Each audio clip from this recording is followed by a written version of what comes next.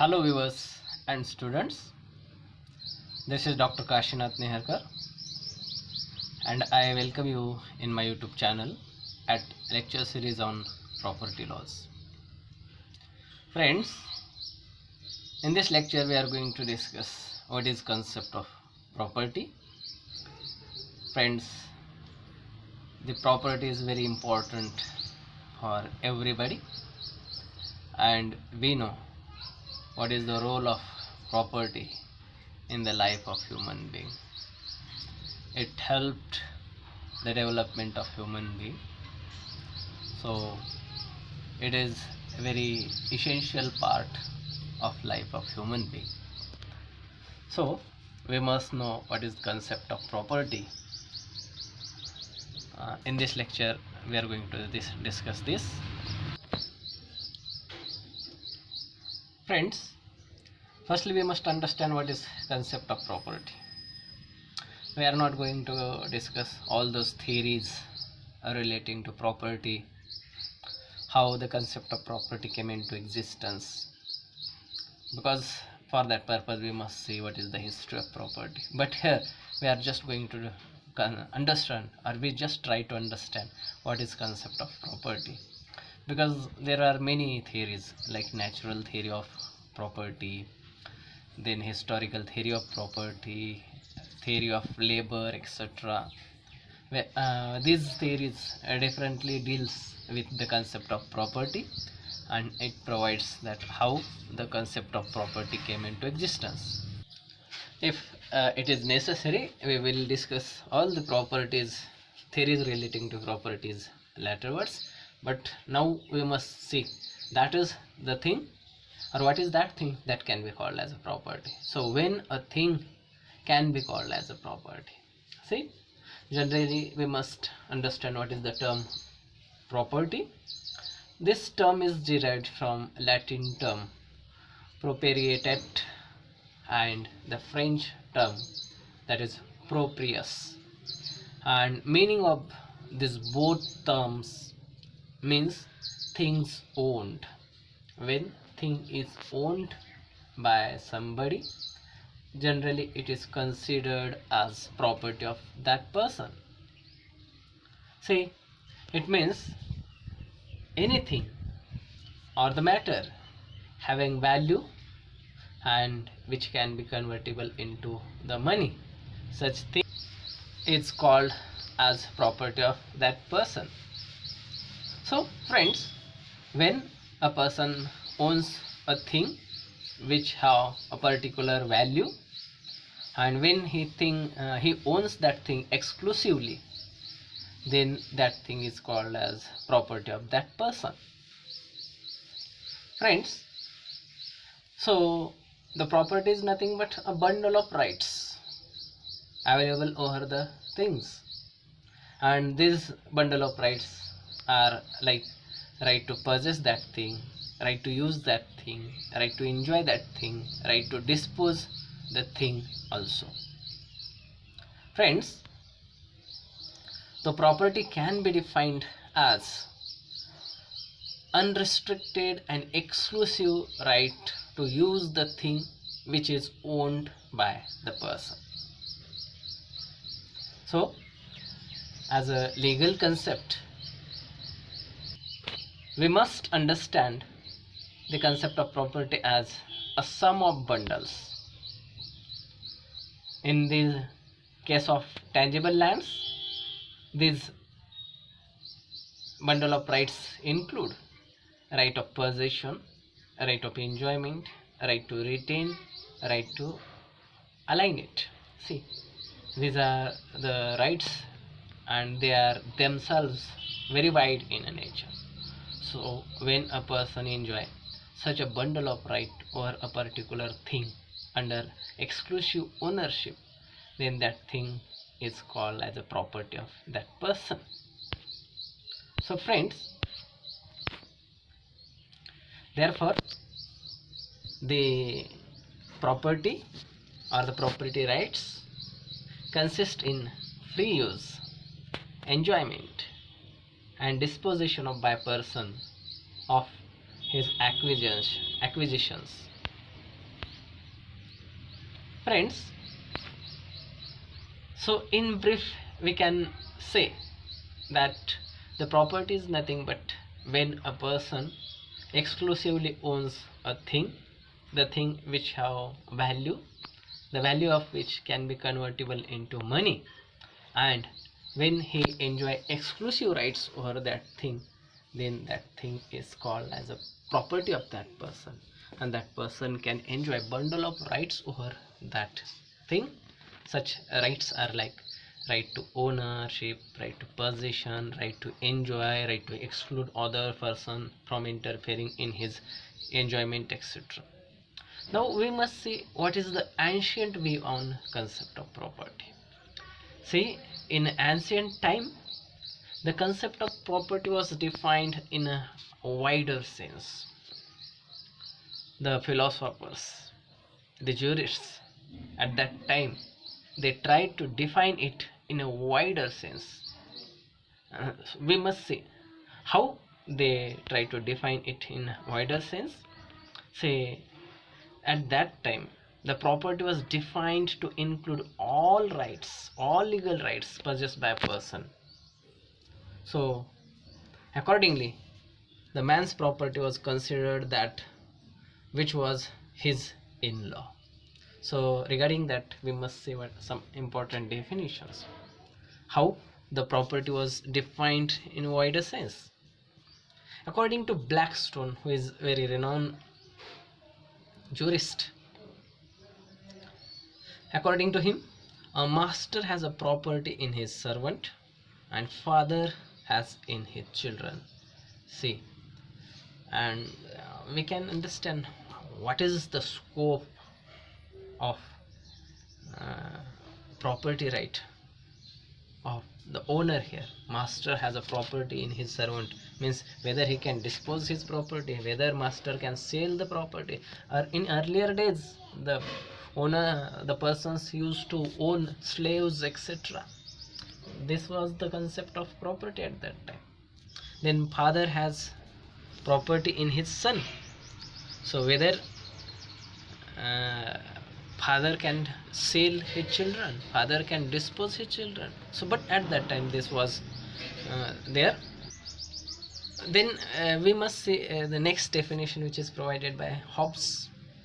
According to Hobbes, property includes all those things that are dearest to man, including his life, limb, conjugal affections, rights, and all means of living. So if you consider the definition of Hobbes also, we can find it includes many things. It includes living things, non-living things, which are very close to person, which are very dearest to person.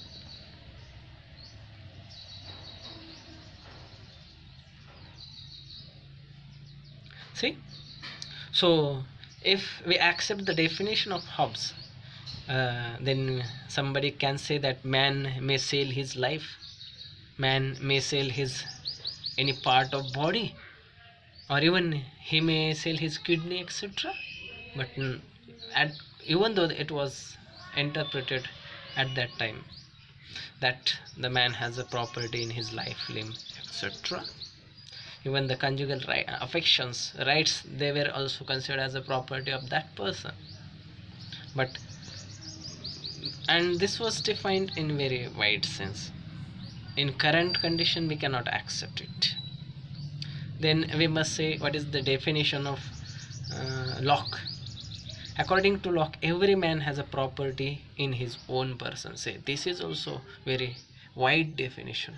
It means according to this definition, the non-living things, they were considered as a property of human being, but as well as that the livings also considered as a property of human being. Even his own body was considered as a property. So this is very wide sense, and that created many problems because it was very wide definition and it mentioned each and everything as a property of that person. So it created problems and there was need to narrow down this definition.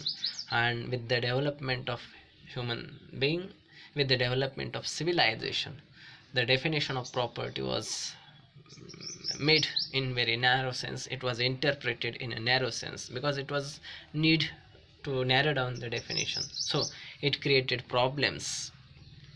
See, therefore then it was interpreted in narrow sense to solve the problems that were created by very wider definition. As one of definition provides that person master has a property in his servant, master has a father has a property in his child.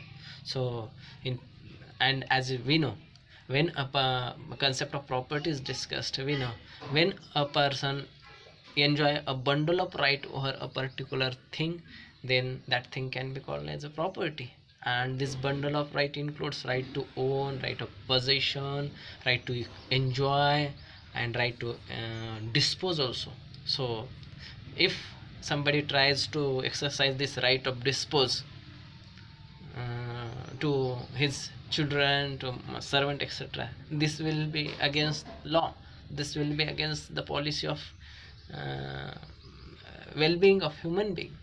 So therefore it was necessary to redefine the concept, and therefore it was defined in very narrow sense.